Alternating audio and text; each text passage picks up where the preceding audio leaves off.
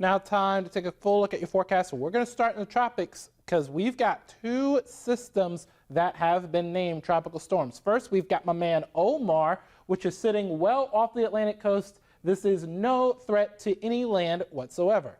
Now we're going to take it down to near Central America and talk about my girl Nana. She is having winds at around 60 miles an hour, and by the time we get to around this weekend, she'll become a Category 1 hurricane impacting Belize as well as Honduras as well as Guatemala. However, it will not affect the United States of America. Neither system will, and that is definitely, thankfully, good news. However, let's bring things back to the America and north central West Virginia to be exact. As we take a look at our first weather cam, this is in Upshur County outside of Buchanan and Toyota. Starting to see some of those clouds there as we get ready to begin civil twilight ahead of the sunrise, which starts at around 6:50 this morning. But let's take a look at the satellite and radar because we did have a few rounds of rain pass through portions of Marion and Monongalia counties overnight. And we have another area of rain off to the west over portions of Ohio around and just to the south of Columbus. That's going to slide into our area as we head throughout the course of the afternoon. And some of it could include some thunderstorms that could contain strong winds. Now, I will say this, though.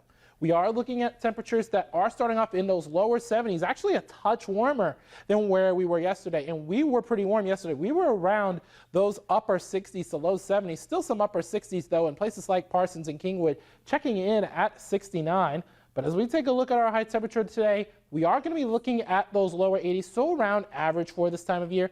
However, we have those two air masses coming after each other like Mayweather and Pacquiao or Brock Lesnar against Randy Orton, and we're going to have those winds as a result come out of the southwest at around 13 miles an hour.